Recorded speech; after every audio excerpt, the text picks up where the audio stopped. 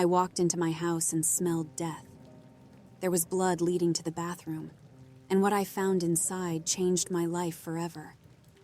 I remember coming into the house on one cold winter night. The snow and icy wind blew through the front door as I stepped into the house, kicking my boots clean.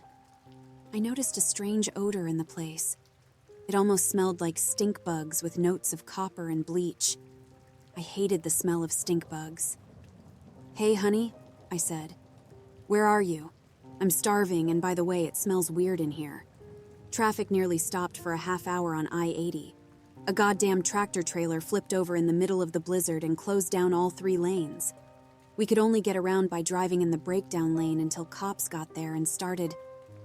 My voice trailed away as I noticed the drops of blood on the floor leading from the front hallway into the kitchen. I stopped talking immediately, looking around for signs of an intruder. I saw nothing. No smashed windows, no busted doors, no rifled through drawers or cabinets. "Oh my God," I whispered, immediately going to the kitchen and grabbing the largest meat cleaver I could find from the knife block. Its edges gleamed, freshly sharpened and ready to slice into the hardest of flesh. I made sure not to step on the drops of blood. I didn't want to disturb a crime scene, if indeed it was a crime scene. I stopped, thinking of calling 911, but some inner voice urged me on. "It will take 5 or 6 minutes for the police to arrive, possibly longer," it said, "and you need to check on your family now. Right now." Sprinting forward, I followed the blood trail down the hall and straight to the first-floor bathroom. The door stood closed. I tried the handle and found it locked. "Hello?" I said, pounding on the door. "Who's in there? Open up." "Isaac, is that you?" a faint voice asked. I recognized the voice of my wife immediately. "Open the goddamn door!" I screamed. Rising waves of anxiety and adrenaline coursed through my body, and I immediately knew something was very wrong. I could hear it in the dead tone of my wife's voice, see it glistening on the floor in crimson droplets, and feel it in the air like falling pressure before a thunderstorm. "Jenna, open the door." I heard some slight shuffling in the small bathroom, like someone dragging themselves across the floor. Then I heard a click. I opened the door and found a chamber of nightmares lying beyond the threshold. My only son floated face down in the bathtub. My wife sat back down on the edge of the tub, rocking back and forth, her eyes flat and dead. "Why?" I whispered, horrified. "Why would you do this?" "Don't you know?" she murmured in a croaking voice. "Do you really not know that our son is the Antichrist?" Maybe I did have suspicions that something wasn't quite right with Max.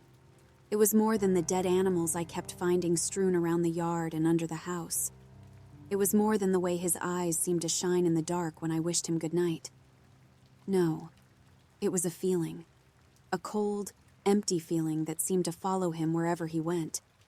He had no friends at school, and animals avoided him like the plague. Dogs would start barking and howling when he walked down the street, and cats would hiss then disappear with a swish of their tail in a flash, behind bushes or up trees. These things, on their own, wouldn't be too much evidence of anything, but they were far from the only evidence that Max was unusual. A month ago, a couple of boys had tried to bully Max at school. They ran out of the bathroom where it happened, crying and wetting their pants as blood streamed from their noses and ears. They wouldn't tell anyone what happened, and Max just kept smiling and staring at them with his large, dark eyes. The school called an ambulance, and the doctors were baffled. They had to sit in the emergency room for 3 hours before the blood stopped pouring out of their bodies. They were white as sheets by the time it finally clotted, and the doctors had no idea of the cause. The 2 boys went missing a few days later. The case ended up drawing media attention. The FBI came in, but they found absolutely nothing. It seemed like the boys just disappeared out their windows, and then their trail immediately went cold. Tracking dogs couldn't find any hint of a trail. It was as if they had teleported from their bedrooms. Moreover, no neighbors had seen a thing. A couple of months later, a few hikers found the boys' fingers growing out of a tree on the Appalachian Trail, over 50 miles away. The FBI swooped in and used DNA testing to determine that these fingers belonged to the missing boys from Max's school. No one ever explained how the rotting fingers had become quite literally fused into the tree, however. No one ever tried to bully Max again after that. In fact, the other kids gave him as much distance as possible. I tried to watch Max when he didn't know I was looking. He was only an 8-year-old boy, but he could put on masks like a psychopath and charm nearly anyone he met. As soon as they turned away, though, he would scowl and narrow his eyes, as if he wanted to stab them in the back. But this was my son, after all. I loved him, and I think he loved me in his own strange way. Even my wife said she loved him, and she claims that's why she had to kill him. A strange kind of love, I admit. But I don't think she's lying. I think she did love him, and she feared what would happen when his ascension had finished, and he sat on a throne of bones, crushing out the lives of millions of people with an iron heart. She feared the consequences for him, she said, only for him, and she loved him, so she had to kill him and stop it now before it grew into a grinding juggernaut that devoured his soul and sent him to hell. "Are you my true father?" Max had asked me that morning as I sat at the kitchen table. I put down my coffee cup slowly with shaking hands, then turned to look at my son. "Yes, of course," I said with a trembling voice. "Why would you ask such a crazy question?" He stared at me for a long moment, his eyes so dark they looked black. They blazed with an inner light. His pale white skin looked as smooth as a statue's, and dark hair fell over his chiseled features. If it weren't for his aloofness and cruelty, he would have been a very beautiful boy. Instead, he radiated a coldness like the moon, an aura that gave light but no heat, a kind of reptilian psychopath detachment that extended to everything he did. He would laugh when he saw fatal car accidents on the highway, or heard the news report about wars and murders. "I don't think you are my true father," Max said, still staring at me, reading me like a book. I felt myself begin to sweat. "Max, that's ridiculous," I said. "Your mother and I have been married." "Then where does my power come from?" he asked. "Why do I possess what you never will? I know I'm related to Mother." He spat out the word as if it were a filthy thing. "Mother. But you, I know not. I know not where my divinity comes from. You seem weak and foolish to me. At least Mother has the courage to admit that she hates me. You grovel and pretend, and then, when my back is turned, you sneer at me and my ascension. I know you do. You are a last man like so many others. Your kind is ineradicable as fleas, hopping all over the world without meaning or the will to power.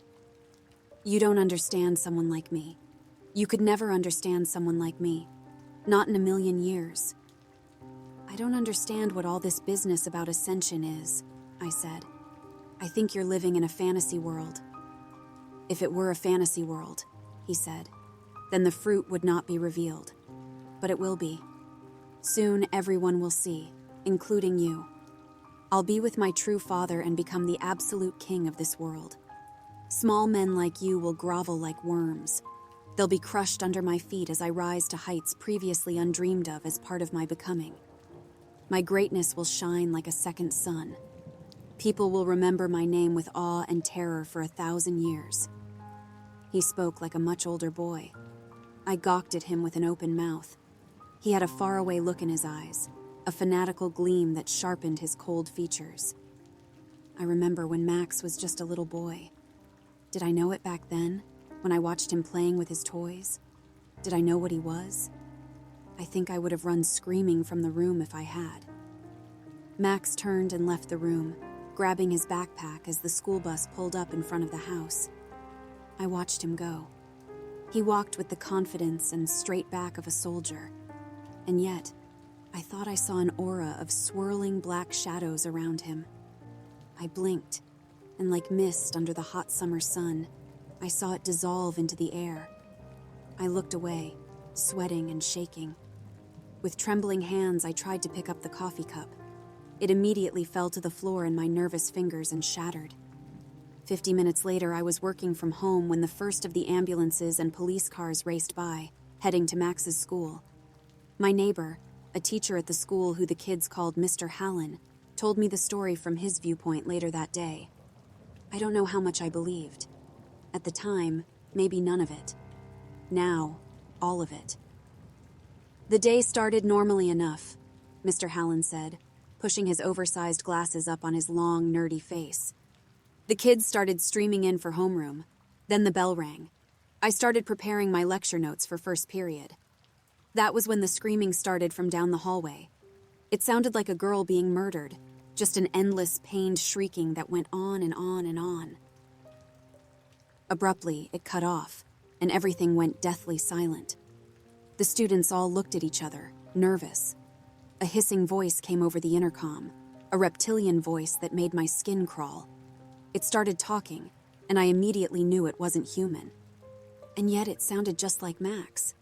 I mean, he's been in my class for years. Isn't that weird? It was like someone had taken his voice and ran it through a synthesizer to deepen it and slow it down. I heard weird hissing breaths as he spoke. "Hello, friends," the voice whispered, yet the words boomed through every classroom and hallway. "We have a very special day planned for you. The activities are already prepared, and the festivities will now begin. Don't try to escape now. That breaks the rules. The first of the sheep have already been slaughtered. Good luck." I figured some hoodlum had snuck into the office and somehow used the intercom while the secretary was out getting a cup of coffee or using the bathroom. I put my hands up as the class began to chatter, trying to calm them down. Kids, I said. "It's clearly just a prank. Please calm down." Then the classroom door flew open, and a girl came running inside. She was covered in blood from head to toe. She had deep slices across the back of her head, her forehead, her right cheek, and her right arm. Large, fetid drops of blood fell behind her as she ran, as if leaving breadcrumbs to find her way back. The wounds on her body changed colors in front of our eyes, turning purple and then black. Necrotic tissue began to spread and die within moments. Black blood streamed from the wounds. Her mouth opened in a silent scream, but only a choked gasping came out. Something had infested the girl. I could see it. I quickly backed away, feeling like it was a dream. "Please, oh God, please help," she whispered, whimpering, her legs buckling. She fell to her knees. The kids in the classroom began to scream. "Please, someone help me." Her voice grew louder, her skin paler as the purplish, dying patches of tissue spread. She opened her mouth and began to vomit some foul, oily sludge. It hurts, she moaned, falling into the puddle of vomit. "Isn't someone going to help me?" I ran to her side. I didn't know this girl. She wasn't in any of my classes, you see, but I knew she needed medical attention immediately. "What happened?" I asked. "Who did this?" She got close to my ear and whispered. "There's things in the hallways that shouldn't exist," she said, still whimpering.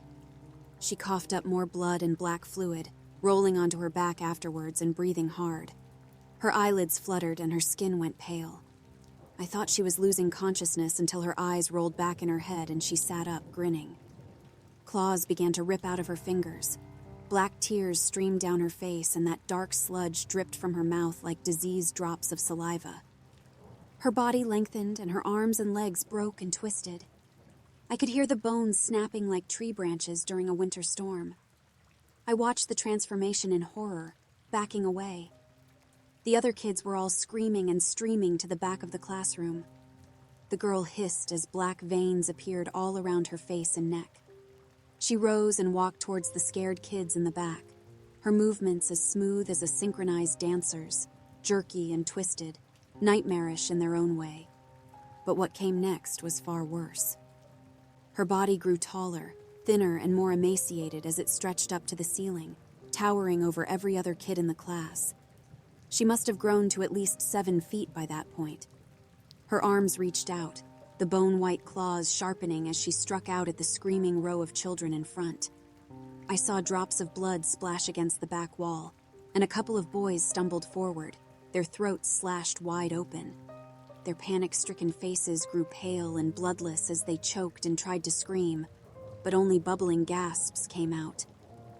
I saw the window was open, and I was on the first floor. I decided to run, to try to get help.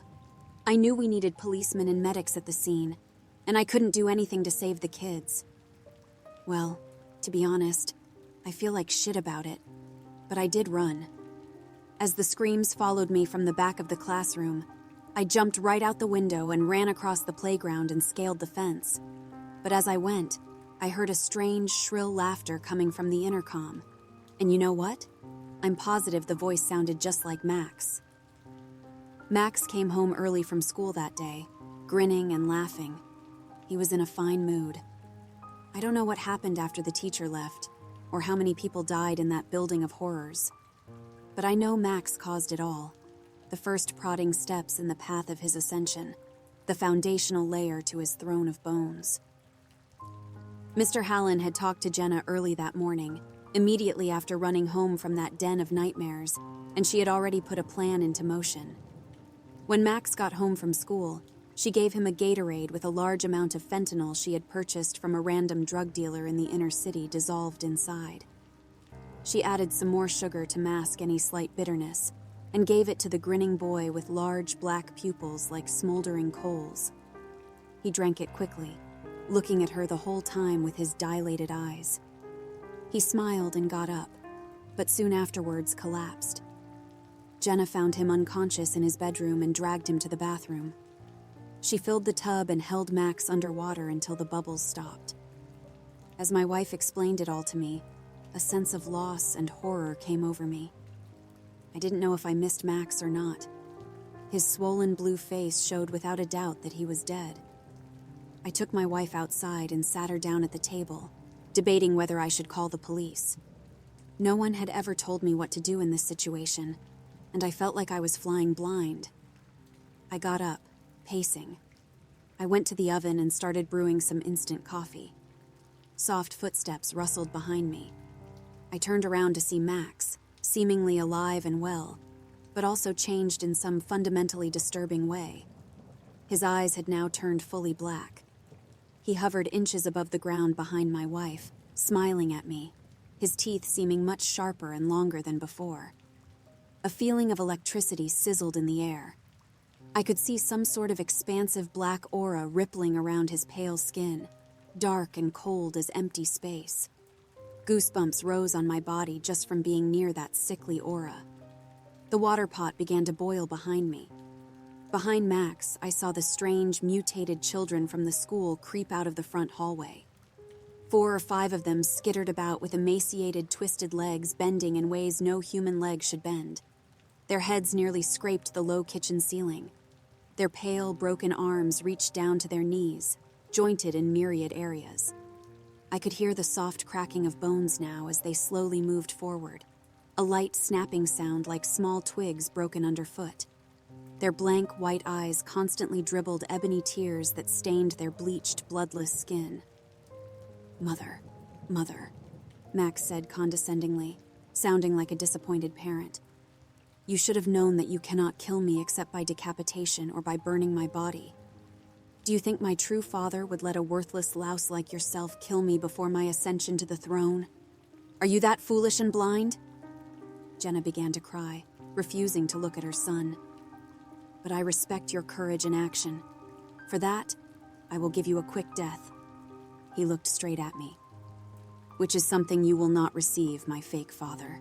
You are a weak, worthless coward, and you deserve to die slowly, screaming yourself hoarse and pleading for release. For so do the screams of the weak sound as a beautiful symphony to the ears of my true father and myself. The deaths of the weak will pave the road to a new world." He motioned to the mutated children behind them.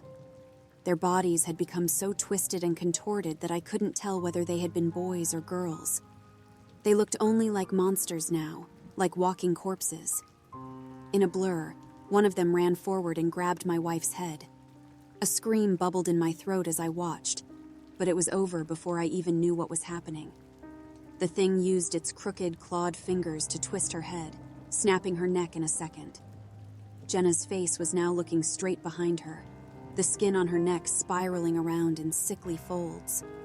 On her broken flesh, I saw burst blood vessels and rapidly spreading purple bruises.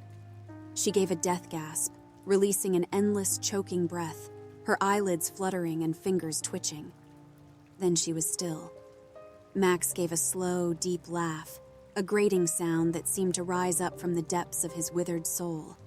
His black eyes flashed with amusement and pleasure. Max grinned, his vampiric teeth shining and white, reflecting the cold winter sunlight streaming in from the window. The water pot began to whistle as increasing torrents of steam poured out of it. Without hesitation, I spun and grabbed it, flicking open the spout by pressing the button on the handle. Then I flung it at Max, the boiling hot water flying out in a spiraling stream as the metal water pot circled through the air. It all seemed to happen as if in slow motion. I saw Max's look of triumph and amusement morph into a scowl of hatred and anger, but the motion had been so quick and accurate that he couldn't have moved in time. The heavy metal pot smacked him in the face, spilling scalding hot water all over his face and neck. He screamed and fell back, knocking over the mutated bodies of the children he had turned into his mindless followers. I sprinted towards the door without looking back, heading outside. The constant stream of police and ambulance sirens heading to the school had stopped. Now dozens of black SUVs streamed into town. Men in dark suits with mirrored sunglasses stepped out. I looked back to the house and saw a few of the new arrivals running in with automatic rifles. Others headed to neighbors' houses, breaking down doors and entering without knocking. I heard rifles firing and hoarse, gurgling screams. The mutated children ran out of my house, their bodies riddled with bullets. They slowly lost energy as black blood streamed out of multiple giant exit wounds eaten into their bodies. They eventually fell down on the streets and died with a last rasping breath. But they never found Max. They quarantined the town and went from house to house and building to building, searching for the source of all this death and evil. But he had somehow escaped. They killed all the mutated fanatics they could find, but the bodies of many children from the school seemed unaccounted for. I knew where they had gone. They had followed Max, fanatical soldiers for his new army, fearless of death and committed to their leader and his new world order. I don't know where Max went or where he'll show up next, but I know he is moving towards his ascension, and the next time I see him, he will arrive in power and glory and crush out the lives of millions of people under his feet.